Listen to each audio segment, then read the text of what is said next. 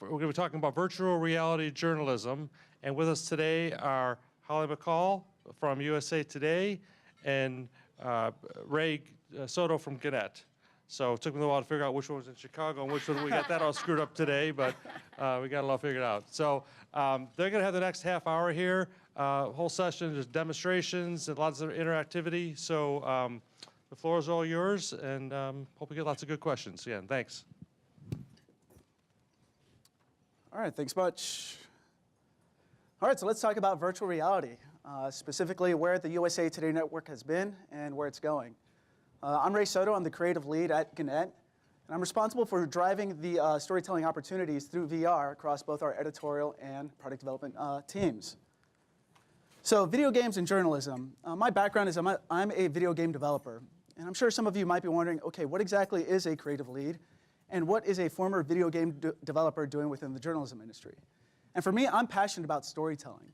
What I love about this immersive piece of technology is it allows us to take our consumers to places that they've never would otherwise have the opportunity to go. Not only that, but when you think about it, why not work with some of the best storytellers in the business, journalists? So to me, this team just makes sense. And because every presentation needs some sort of diagram, I thought I'd throw this up there. But when you think about journalists, they tell stories that matter to their communities from both a local and national level. Video game developers have been telling interactive stories for decades. So with the two combined, great things can happen. Not in the sense of a Saturday morning cartoon, pounding fists together and possibly, changing into a monster, but you kind of get my point. So what is virtual reality? Now, I know most of you are eating, but show of hands, how many of you have tried virtual reality? That's great, that's great. So for those of you who have tried it, how would you describe it? Just throw out one word. Crazy. Cool. Great, great. All good ones. And none of them are wrong. They're all right. One of the hardest things to do is to describe what virtual reality is. When you think about it, describing virtual reality to someone who's never tried it before is like describing the color blue or what does an orange taste like. Sure, you could throw around buzzwords such as immersive, presence. Someone had said cool. My personal favorite is awesome. They're all right. But the reason why this is so difficult is when you think about virtual reality and those unique perspectives, virtual VR and immersive storytelling is unique to every person. It's personal, and that's a good thing. So because it's personal, it's powerful. So the reality of our virtual reality journey. At the USA Today Network, we started developing virtual reality content nearly 2 years ago. It started with a very interesting phone call that I had received out of the blue from a company called Gannett. And complete transparency, I had no idea who Gannett was. At the time, I was actually getting ready to move back to Silicon Valley to work on another game. It was my dream project. But I said, okay, I'll kind of humor them and go on in. And for those of you who haven't seen the Gannett headquarters, it's two massive glass buildings. And I remember walking up thinking to myself, coming from a startup type culture, that I thought to myself, oh, I think Tony Stark must work there. It's pretty large and impressive. But what ended up happening was a very inspiring conversation about the future of storytelling through emerging technologies. We were talking about how can we develop something that's new, something that's unique, and trying to leverage the opportunities that we have trying to develop something new ahead of anyone else.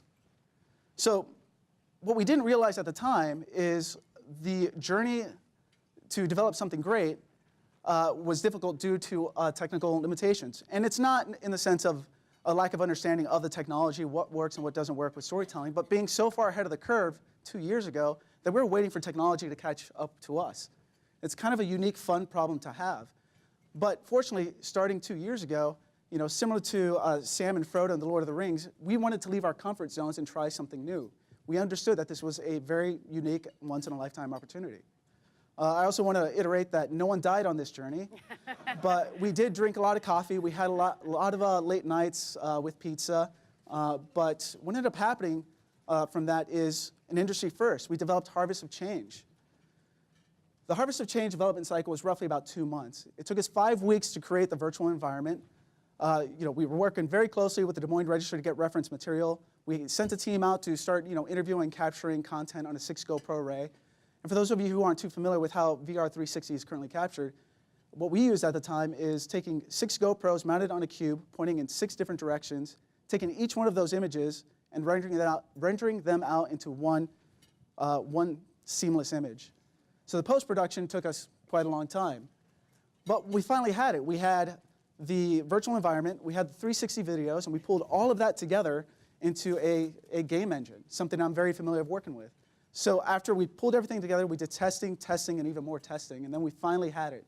As I'd mentioned, this was an industry first. We told a local story to a national audience in a virtual reality headset, the Oculus Rift. Most recently, we ended up winning 2 journalism awards, an Edward R. Murrow and a National Press Foundation's award for Best Use of Technology in Journalism. As a video game developer new to the journalism industry, this is very, very humbling. But we didn't stop there. We wanted to continue pushing forward. We wanted to provide our consumers with unique perspectives into stories that matter to them. We took our consumers to spring training in the 2015 season with the Cincinnati Reds. We took our consumers down the streets of Old Havana, ride on an old vintage Ford, and even our most successful piece, the Blue Angels video. And that Blue Angels video is pretty interesting because it opened up quite a few more opportunities for us. It was an opportunity we didn't expect. And that's what we love about working in this industry and developing content through the hardware that's available. Someone knew a guy that might know someone that works on the Blue Angels team. So we ended up sending out a camera to see what we can do, and lo and behold, we ended up getting a great piece. That one video alone has over 18 million views across all our VR distribution channels. Mark Zuckerberg posted this video twice onto his personal Facebook page as an example of what great immersive 360 video content is. But we're not stopping there. We're currently working on a few different pieces now, but we developed, throughout all this, an immersive app, a VR story. So for those of you who are wondering what those cardboard devices are, those are essentially your gateway into immersive story pieces. So consider this. I was trying to think of a way to describe to someone what is virtual reality without having to have long lines, to get in and get an understanding of what it is. But when you think about it, each of you are within an immersive experience right now. No, I'm not talking about the red pill, that Morpheus might be giving you from the Matrix, but consider this. Everything that you're seeing right now is not framed within a box. When you look around, you're sitting next to people on your left and your right, but you're all watching the same presentation but from different areas of this room. So you're walking away with a unique perspective, and that's the power of virtual reality, and that's where we're trying to continue to push forward. So one of our main goals is to empower all of our markets to become immersive storytellers. Again, to reiterate the power of this medium to tell stories that matter to smaller communities, but not just local, but to national. So what we're working towards now is our Virtually There. It's a regularly scheduled VR news series. And the reason we feel pretty confident that this is something that we could do and do well is we have 2 years of experience developing content. We know the hardware and software packages that work. We know the production pipeline, and we're working and building towards something that once we release, we're able to get this out on a weekly basis. So we're pretty excited about these opportunities of virtual reality. So thank you. our nice little shift. The right side, right? On the right. Right side. Right side. Hi, my name is Holly McCall. I'm a Vice President of Sales here in the Central Region, and I'm happy to be a close business partner with Ray Soto in the exciting realm and conversations around virtual reality. Let me get this going. Oh, wrong way. So when we think about virtual reality and we think about sort of bringing it to that next level, one of the things that, obviously Ray can talk about is sort of how we've grown in the industry and how it's been nearly 2 years, really, since we've planted the flag, and thinking about how that's going to continue to evolve. What we want to do here is really talk about what does that look like for us moving forward, and what did that look like in the past? Well, the only apples to apples comparison that I can really think of to kind of help visualize this or illustrate it is really when you think about 3D. Do you guys remember 3D when it came out? Some of us are probably remember the one when it was Jaws, right? Right?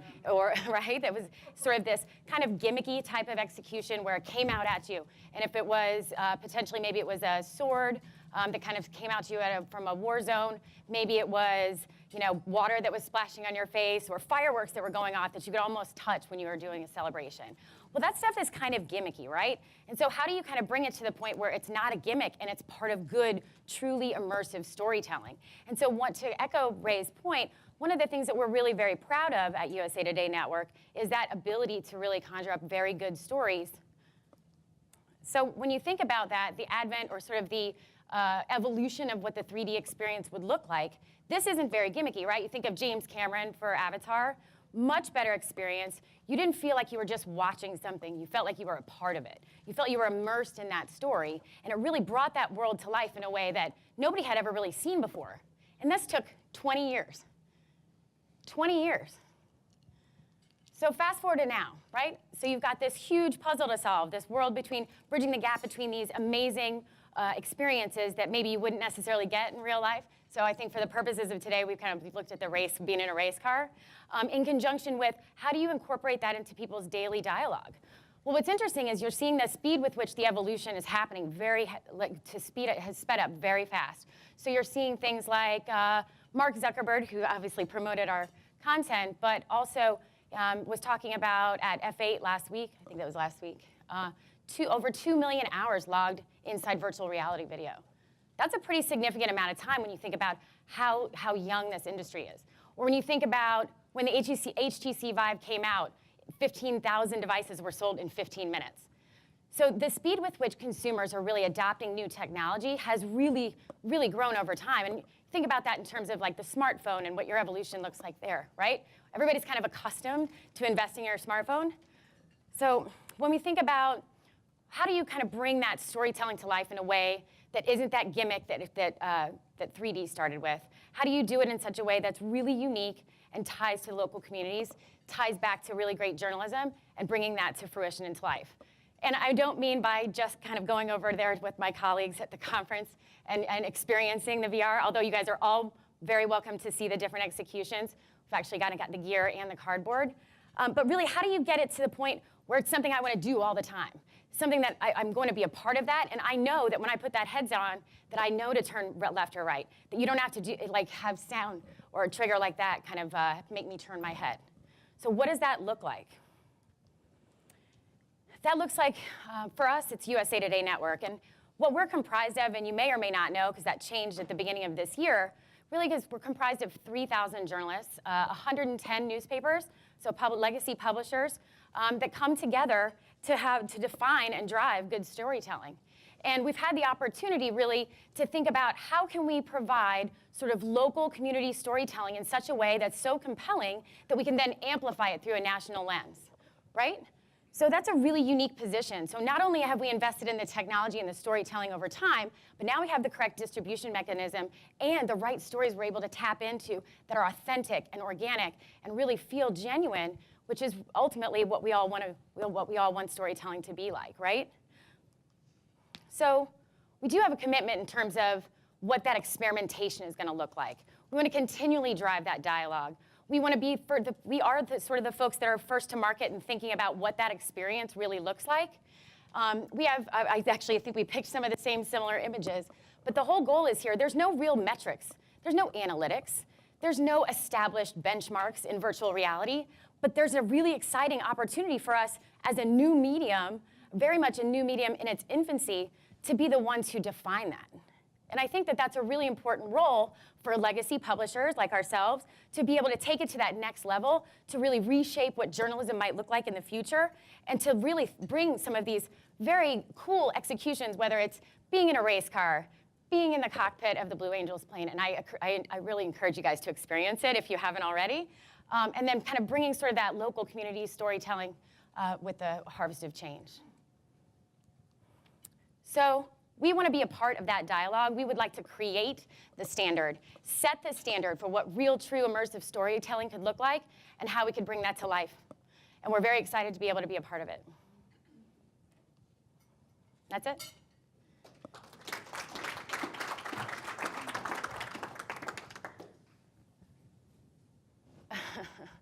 Any questions, or you just want to do the demo?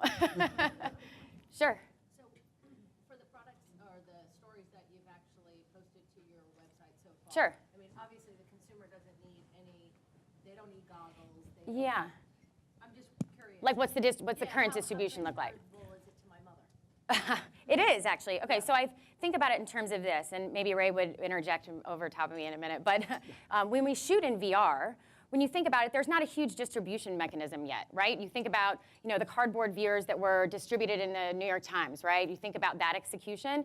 But if you think about what it looks like in the app today, we have our VR Stories app. Obviously, I think some other publishers have it too. which is you can use it with the cardboard experience inside VR, or you can use that 360-degree video experience, which I don't know if you're familiar. Basically, you're just doing this with your phone and turning and looking around, right? So right now, that's kind of what it really looks like. But what's interesting about virtual reality, and I think from a creative standpoint, where you can help drive a brand narrative, is thinking about when you shoot in VR, you can then come up with a good story and decide how you're going to cut those assets down into more traditional pieces to be able to filter and drive a narrative and ultimately support performance for a brand.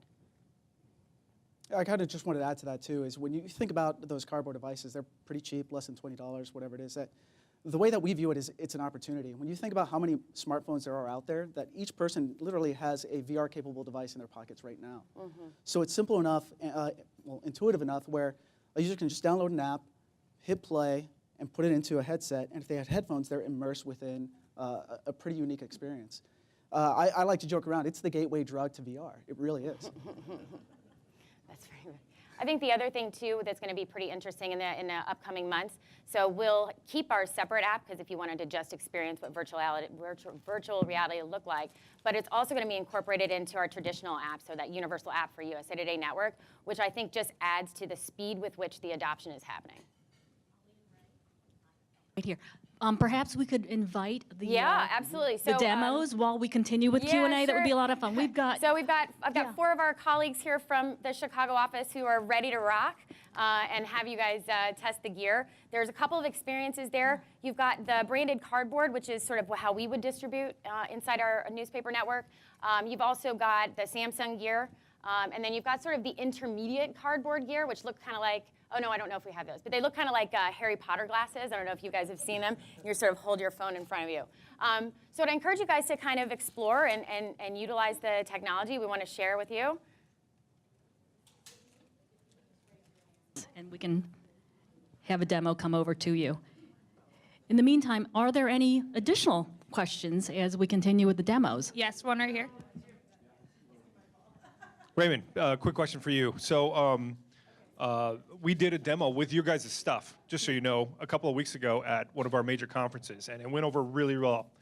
Can you give us an outlook of what you see VR being in 5 to 10 years? Because Goldman Sachs is saying it's going to be bigger than TV, and so I'm wondering, since you're immersed in this all the time, yeah, can you give us a?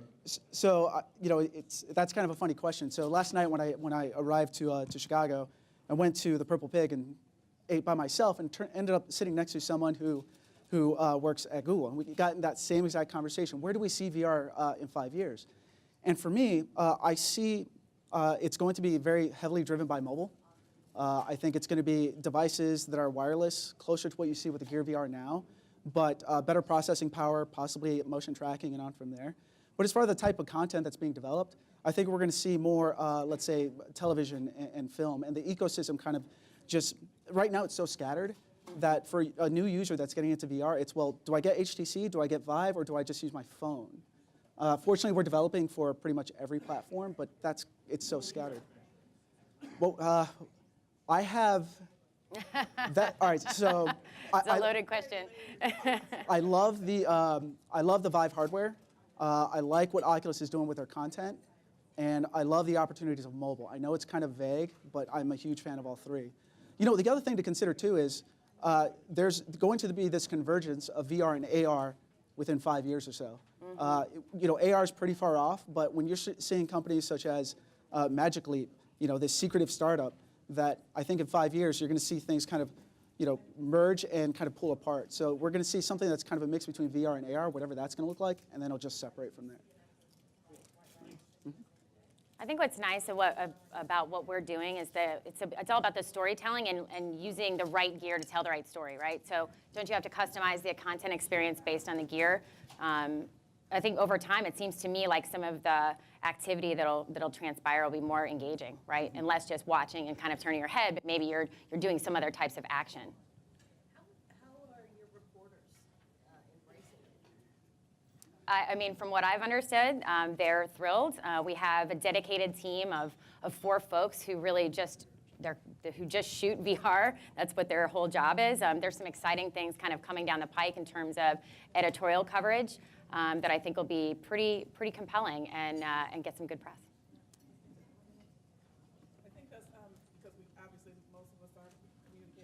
Sure. on that level. So I was particularly interested in the Harvest of Change piece, and just wondering how that became what it was, the story, because it was with the Des Moines. Yep, Producer. yep. Okay, so how did you sell it to them, or they sell the story to you? Like, I'm just curious, like, where do we fit in as far Yeah. as thinking, because I'm already thinking about all the stories that should be. Well, I can set the stage in terms of how the network is structured, and I hinted at it a little bit when we spoke, but in early January, we became USA Today Network, no longer sort of siloed, but sort of leveraging the scope and scale of 3,000 journalists on the ground. And now I think we're up to 110 newspapers with the Journal Media Group acquisition that was announced last week. And so when you think about having all of those community newspapers, there's tons of stories that really start at the local level, and then they can be amplified on a national scope or national scale. So I think that a lot of them maybe come up through the editorial newsroom, and then we kind of talk through how to prioritize what things are brought to life in VR. Like, so for example, we did one at the Iowa caucus. It was all like Iowa State Fair, right? Which is everybody kind of, the presidential candidates stood on their soapbox, and at the time there were 12. But the idea there, of course, was that it was timely, it was on point for news, and it was something that people were really engaged in and interested to see what it was like to be there. Right. Does that help? That does help. Okay. So I just see that natural integration too, because we do have a lot of, with the Twitter, the social Yeah. media aspect, it's Sure. very easily able to say this story link, and then you're already on your phone. So put on.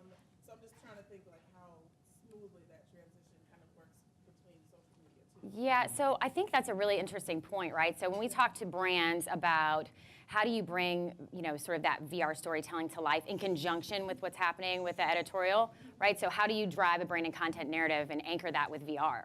So I think the way to do that really is think about creating kind of a content dialogue, right? What is your story? What kind of business objective are you looking to solve for? Define like a go strategy, all that, right? So have some creative direction. Start with sort of that VR piece. And I think ultimately, right now, just because of some of the limits in terms of what the technology can adopt now, is that there's not a lot of distribution, right? So really, I think the social aspect is more really about like sort of the sharing around and sort of earned media impressions.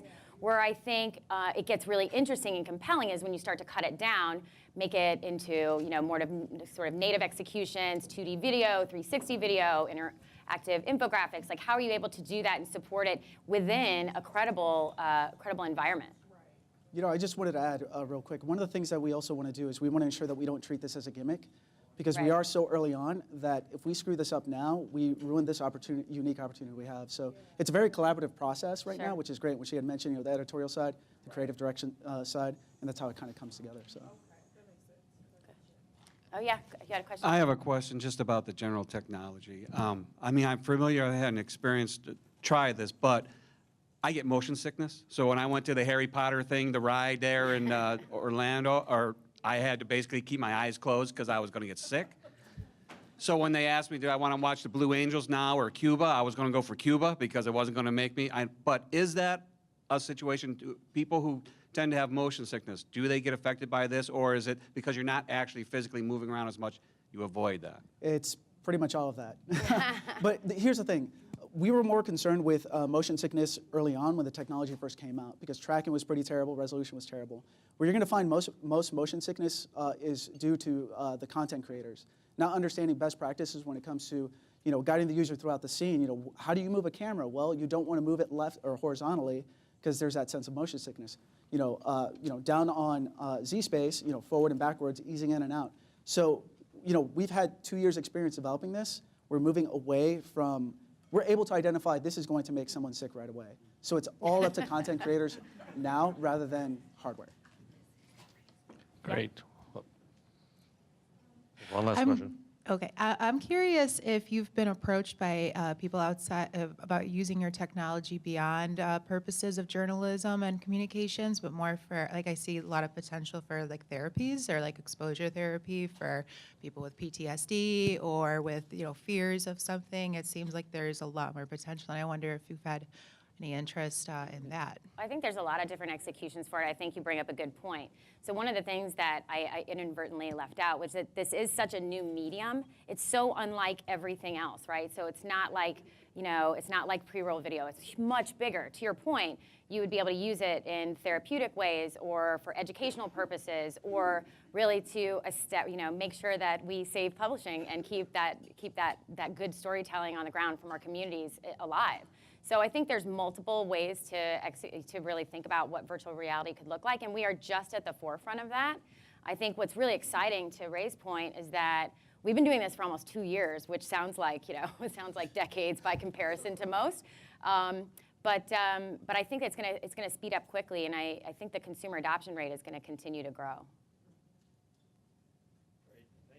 Thank you again, Holly and Ray. Appreciate it. Great presentation. Thank you. Great questions. So Just I wanted to add sure. one thing real quick. So I thought it'd be kind of fun. I actually brought a 360-degree camera. So I'm going to stand in the middle of the room, and I'm going to snap a photo, and I'll post it on Twitter. So it's kind of a little fun view of the global street fight space and with all of you in it. So this will only take a second. That's actually pretty interesting, right? So I actually have one of those as well.